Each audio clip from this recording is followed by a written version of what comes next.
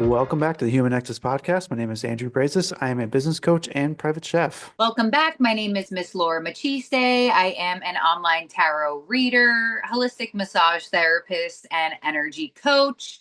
And today we are talking about money and spirituality. So I'm going to start, I'm guessing.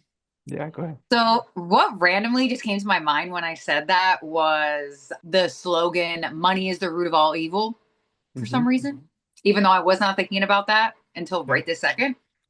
And it's interesting because I feel like a very strong spiritual individual came up with that. Because Mhm. not that it necessarily is, but the attachment towards it is. You'll waste your life to reach that financial gain. So, to connect the spiritual energetics to the money in terms of sitting in it just comes to you instead of doing things that maybe you know you shouldn't really be doing to get money, I feel like is where there is a full on split of people who are attached to it and people who are not attached to it. Do you feel like you can like tell when you're around somebody who has the abundant mindset and who doesn't? Yeah, so because I work with a lot of business owners, one of the questions that I ask is it's part of my qualifying questions is how much money you're making a month right now, and then where do you want to get to? And that tells me so much about the individual, like their mindset. Like some people are making like 5 grand a month and they want to make 100,000 a month and they want to do it in a year. And so it's like, to me, it's like that could be possible, but like, are you willing to take the risk? Are you willing to do it not for the money? Like, are you aligned in this thing? Like, do you have a good why? Because if you don't, you're not going to make it through all the shit in between. You just won't.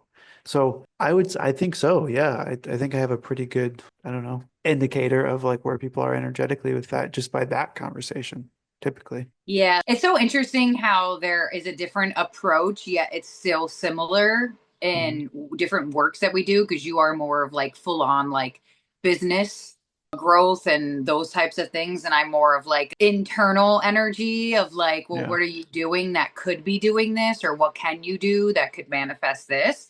Mhm. So you asking that question is kind of like, the energetic translation of when I ask my clients, like, when you think of the word money, what do you think of first? The first thing that Mhm. comes to your mind. When I did this exercise on myself, I thought of work and I was like, oh no, that Mhm. means subconsciously I view money connected to working more. And I was Mhm. like, wait, no, that's not how I want to be connected to it. So I need to figure out how to recondition that and think of money in a different way. I actually Mhm. did this exercise like at the end of a reading for like probably the Leos. And I told them, like, when you think of work, what do you think of? Comment down below what you thought. And there was a bunch of people. This one person was like, crap. I thought of money and all I thought about was like my debt, like crap, like that's not good. And it's such a good exercise and it's such a small sentence. It's such a Mhm. simple thing, but it's such a good exercise to get you to really see like, okay, when I do think of money, my brain goes right to work or to the debt that I have or to something that is seemingly so negative.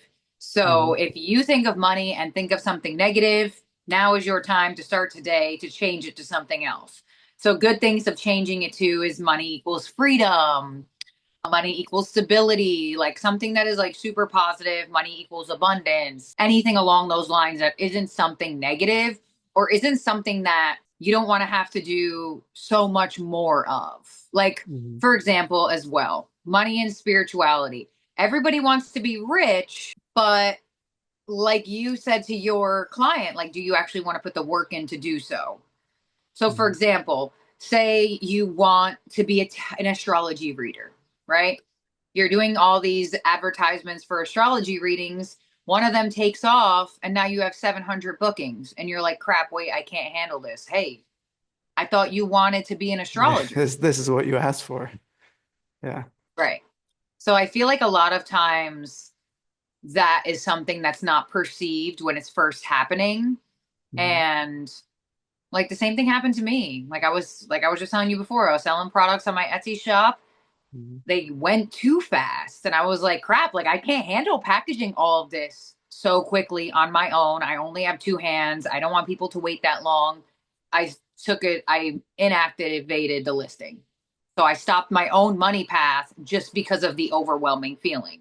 So I feel like it's really important to hone in and view, or at least ask yourself those questions to see how you view it, because sometimes you don't really know. Well, that's a really good point, and to like piggyback off that a little bit, I have had a really, I grew up very poor, like very, like my family is very, the house that I grew up in, I would say would be poverty level experience. And for the long, I mean, up until like a few years ago, I mean, even the last year, I hated money because I'm like, it just has never worked for me. It's never, and all the money that I've earned, I've worked so fucking hard to get, like harder than everybody around me, it seems. Not saying that's true, but it's just how I felt. And I was like journaling, going through like money blocks. I was like, oh shit, of course I'm not making tons of money because I hate it. Why would something come to me energetically if I'm actively disgusted by it? So then like I went through and was like, okay, why do I hate money so much? And then I went through like, okay, well, it's because of my upbringing and how I wasn't able to use it as a resource in the way that I wanted to.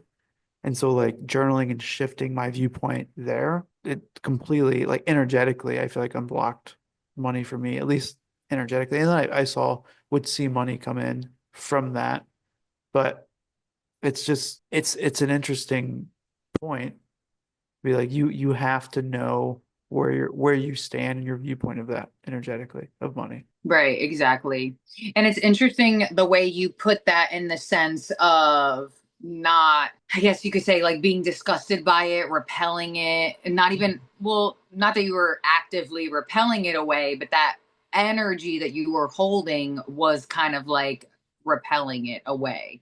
Yeah. So, another thing that repels money away, which not a lot of people think of, and this was something that I learned like on the journey, I did not like just like know this, was how you view other people that seem more successful than you. If you view them in a way they don't deserve to be rich, or this person doesn't deserve to be well known, or this person doesn't deserve to have that pay or have that promotion, whatever the case may be, you are actually saying to yourself that you are undeserving to whatever they're having. So, for example, what's one of the people that like I hate that is a celebrity or like is known? Oh, that dude. I'm so sorry, Andrew. His name is Andrew. Andrew Tate, that guy. Oh yeah. Oh my gosh, can't stand him. But I think he was actually the person that helped me realize this, because I was like, okay, hold on, you can't stand this person, but like, why can't you stand him? And I Mhm. was like, okay, I don't like his message. And I don't like how he makes so much money from a message that I don't like. Yeah. And then I had to come to that realization of like, there are bajillions and bajillions of people in the world. How many Mhm. times you come across somebody who is famous or well known, but you had no idea who they were until they were brought to your attention? Mhm. So there is a community for that guy. There Mhm. are people that he is supposed to uplift and inspire and talk to and whatever, and receive whatever amount of money he's receiving. There Mhm. is something for him out there. And that helped me. I don't know when that started, but I remember whenever he was like getting like, whenever he was like a little bit more well known. And I remember I just was like, how the heck does somebody like this have this big of a following and his message sucks? And I was kind Mhm. of like, it doesn't matter. As Yeah. long as you believe in your truth, you can be abundant. So how I Yeah. viewed him had to change. I'm like, all right, he's just living out his truth. Just leave it alone. Mhm. And so that man like literally like offended me, and he didn't even know who I was. But that's another thing that I came to the realization of being like, he didn't piss you off until he became in my awareness, until I saw a video about him. Until then, I didn't know who existed. He was never in my brain. Nothing was ever trucking along in my mind. So I feel like understanding that about like energetic money those rich people that you hate, those politicians that you hate, there's a reason why you hate them, and it needs to be regenerated, transmuted, and released. And I would say too, like to add to that, I think everybody's a mirror, Right. in whatever way or another. It's like whatever you're hating, there's something reflecting back at you that's like you dislike.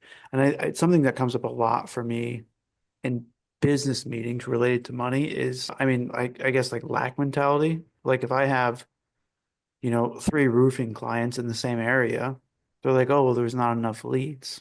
It's like, do you like know how many people live in this area? Do you Hmm. think that like you can serve all of those people, just you?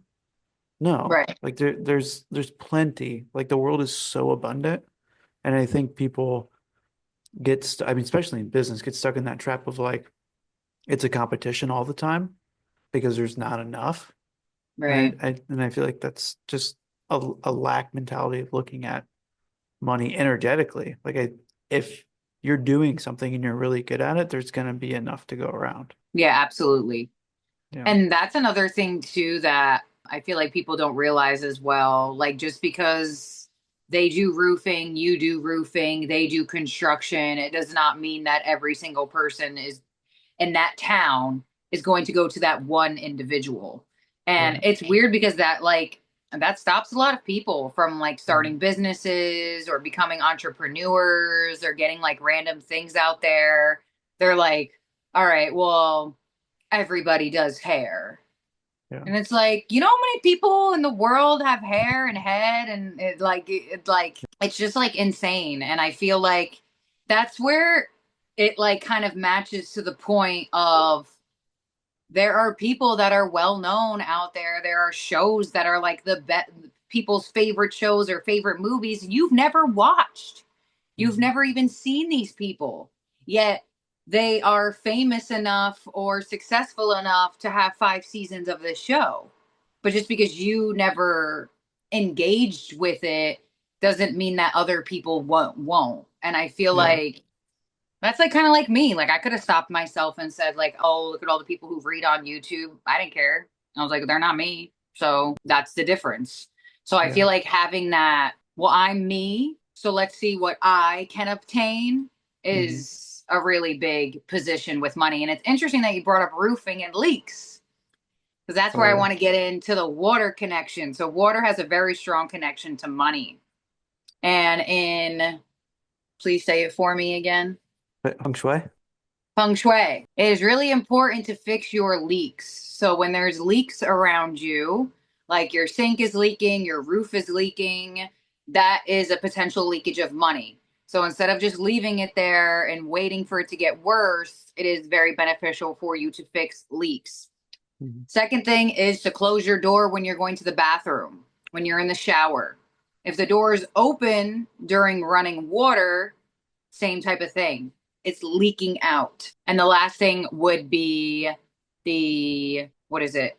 The leak. Oh, anything that's in your space that makes you feel broke. Anything that is in your space that makes you feel poor, throw it out. Can you Okay. elaborate on that some more? So, okay, for example, hold on. I'm trying to possibly find something to give an Like, example are of. you talking about like something that's poor quality or something that's like really expensive that's like draining you or both? No, something that is like physically like a broken object. Like, for It's like example, just throw it out and get a new one is what you're saying.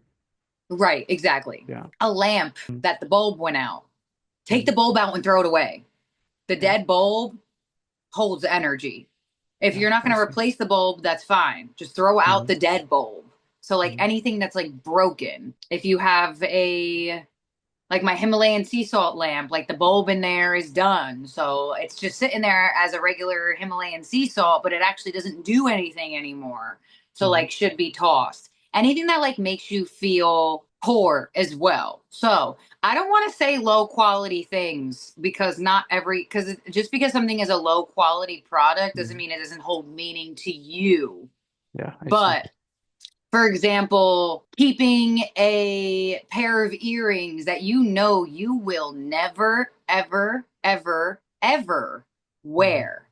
But you're holding on to this pair of earrings because if you give it to someone and you see them wearing the pair of earrings, that's going to make you want to wear it, right? Do you ever live with somebody or have maybe some type of like interconnections, whether it was like relationships or friends or siblings or something like that? And there's, for example, a something just sitting there collecting dust Mhm. and somebody says to you like, or you say to them like, hey, can I use this thing? Like, you never use it. Isn't it weird how right when you ask to use something, all of a sudden they have a purpose for it? Mhm. All of a sudden they were just about to use it for something. Lending people things also isn't when you don't do so. So for Yeah. example, So you're like blocking the you're blocking the receival. yeah. So if I have a like say I have I'm trying to like think about like the best way to put this. Say I have a face steamer, right? I have a Mhm. face steamer to do facials with. And I haven't used it. It literally has an inch of dust around the facial steamer. You come over and you say, hey Laura, doesn't really look like you're using that facial steamer. Like, can I borrow it for like a week? Like, I really want to see if it works well with my skincare. And I say to you, actually, Andrew, I was just about to use it tonight, actually. And I really Yeah, wasn't. I just don't want you to have the thing that I have there collecting dust. That blocks money that makes sense. because you have an attachment to an item that you are not using. So Yeah. the why wouldn't I let you borrow it? Why Right. is it that once you want to use it, I want to use that? Oh, hey, you haven't you have three cars. You never drive the Ferrari. Like, can I drive the Oh, I was gonna drive the Ferrari tonight. Mhm. That is a money block. Doesn't matter if you have a Interesting. Ferrari or not. Because Yeah. you could be a millionaire and still feel money blocked. What if you want to be Mhm. a billionaire and you're not reaching the billions? Yeah, that's very interesting. I'm trying to think of like I would do things like that when I was younger a lot, Yeah. but I think in the last, I don't know, 5, 10 years, if I have something, I pretty much just like give things. I mean, I do that with like my service. I give a lot of services away for free. And I try to talk to people to do that at to a certain level, Right. like clients, because it's like, what are you so afraid of giving away? Like, what are you afraid of losing? Like if they weren't going to work with you anyways, and you gave them something to make their life better or easier, you're doing something really good for them. And if they are going to work with you, that's only going to make that bond and that trust stronger. They're not going to be like, oh, thanks. I have everything I need now. I don't need you anymore. That's a really good point. Really, really good point. Yeah, that's what I said in the beginning too. Like everyone would ask me like how I started it, and I was just like, I just gave away free readings, and then people were like, Mhm. "Damn, girl, how'd you know?" And then I started a channel because Yeah. they told me. Mhm. So yeah, and that's another thing as well that like I tell people to look at with like money blockages or like maybe giving out something for free and not obtaining the client. Hey, who Mhm. cares? Good karma. You spreading Yeah. it around, and I feel like when people have that type of belief system, there's a small mindedness of the interconnection of all things. So, Mhm. what if you giving this person something for free ricochets and have a ripple effect of you receiving a client from over there? I've had that happen. So I have a free marketing, like I have 4 or 5 free marketing resources and I give them out all the time. And 90% of those that I give out, those people don't turn into clients. Hmm. But I would say 75 to 80% of those people refer somebody to me who's a better fit. They're like, Right. oh, I use this. This was amazing. It really helped me out. I can't, I'm not ready to move forward. However, I have a business owner who I think you guys would work really well together. And then closing that deal is almost always like, it's like a referral. Like closing percentages for referrals are like 80 to 90%, whereas like other sources of leads are not so high. And that's like basically a referral. So you're totally right. You're like putting good energetic karma out there. Right. Exactly. And Mhm. either way, as long as your intention is pure in the sense of, like, yeah, maybe I gave this out there to obtain a person, but I still wanted to help this individual, Mhm. like, you'll be fine. But if your freeness is like, well, I'm giving this for free because you need to be my client, you're going to be Mhm. hella disappointed a lot. Yeah, I call it, I don't know where this isn't my term, but salesman breath. So Right. like, and like, as someone who's been in the marketing world for a long time, I mean, if you run a business, you've talked to a marketer, I'm sure. And they're always like, hey, I can get you so many leads, da, da, da, like all this stuff. And it's like, oh, but at the end of the call, they're like, it's 2 grand or 10 grand or what. Like, there's always, it's like going to buy a used car or like a car salesman. It's like, the only reason why you're having that conversation is for them to make money off of you, not to genuinely help you find the car of your dreams or, whatever your circumstance is. Right. Yeah. I feel like I hold the total opposite energy from that because Mhm. it's funny. Like, even during my readings, like, I'll tell people about something that like I bought and I liked, but I won't talk about it for too long. And I'll literally say at the end, I'm like, look, guys, I'm not a salesperson. Like, I'm a reader, right? Like, I'm not sitting over Mhm. here going to tell you guys all the details of everything. I'm not needing to persuade you to do it. And then like sometimes for like sending people to even the podcast or to like to book with me, sometimes I forget to do that because like that's not in my perception of when I'm sitting down to record. My intention is to get something out there for my community with a Mhm. pure sense of the matter instead of making sure like, or you got to redirect them to book with you, you got to make money from these viewers. I'm like, if they go to the link, they go to the link. Half the time, I don't even remember to tell them that I Yeah. do personal readings. And that also happened to me with my massage studio as well. In my healing studio, I'll ask people like when they're checking out, like, you want to rebook or you want to do it online instead Mhm. of like pushing them to that. Like, Yeah, you're not do trying to you want to close rebook? them. Yeah. And they have no other option, like you have Mhm. to give them that, you have to give them the rejection option. So Mhm. as a practitioner, I say, would you like to rebook or do you want to do it online?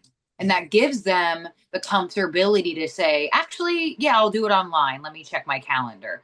Or some Mhm. people, they'll look at me, they're like, oh, I'm not rebooking online, I want to secure my spot right now. Yeah. And instead of having, because it's such an uncomfortable feeling of somebody being like, so do you want to come back?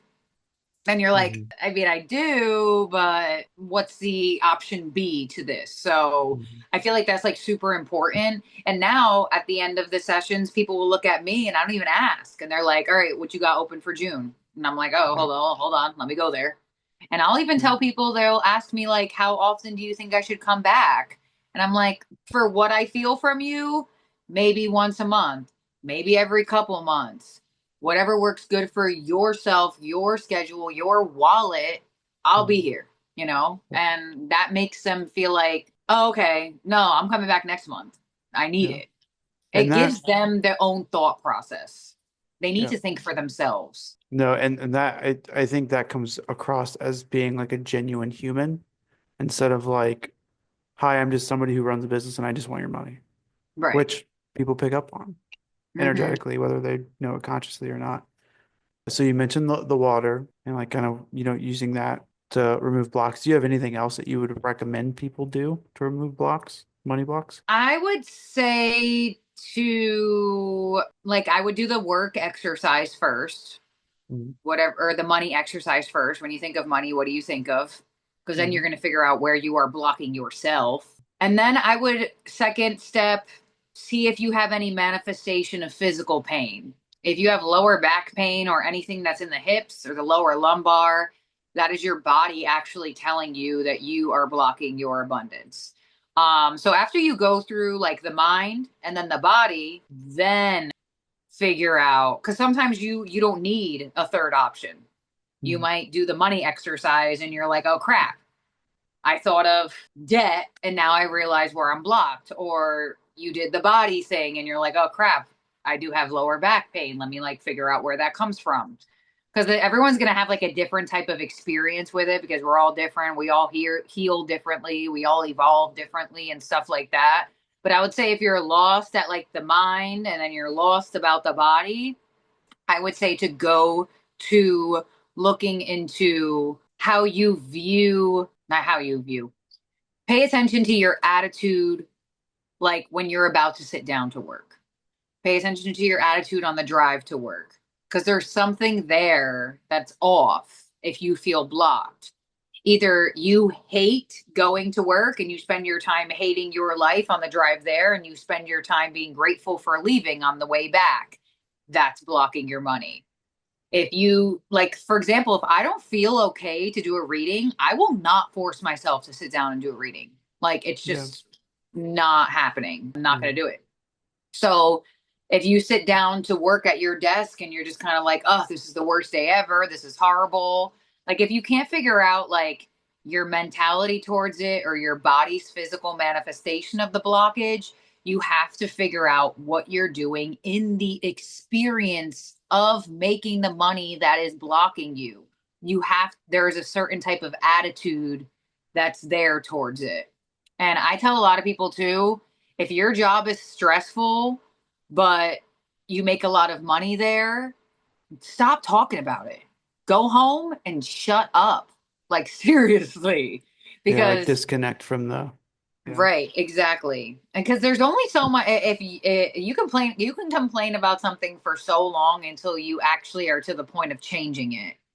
And the universe doesn't care. The universe will be like, all right, whether it's a complaint or it's a feeling of gratitude, that's what they're focusing on. So it's what Mm. we're going to give them more of. Yeah, So if so you continue you're, to focus yeah, in if that you're way. complaining, you're like reinforcing your negative belief around money. Yep. And that's another thing too, is that like, I feel like people don't realize is like, for example, I have somebody that is very in the, I guess you could say, lack mindset. Mhm. But when something good happens to them, in a financial way, it still doesn't matter. They still will figure out a way to twist it to negativity. And that's a big thing to pay attention to as well. Say you get a raise, but you still find something wrong in that moment, you'll probably feel capped at whatever your new pay is for whatever period of time. And I feel like really looking at the attitude that you have towards it is super important. And a lot of the times we're our hardest critics, but not in the way that we should be. We should, Mhm.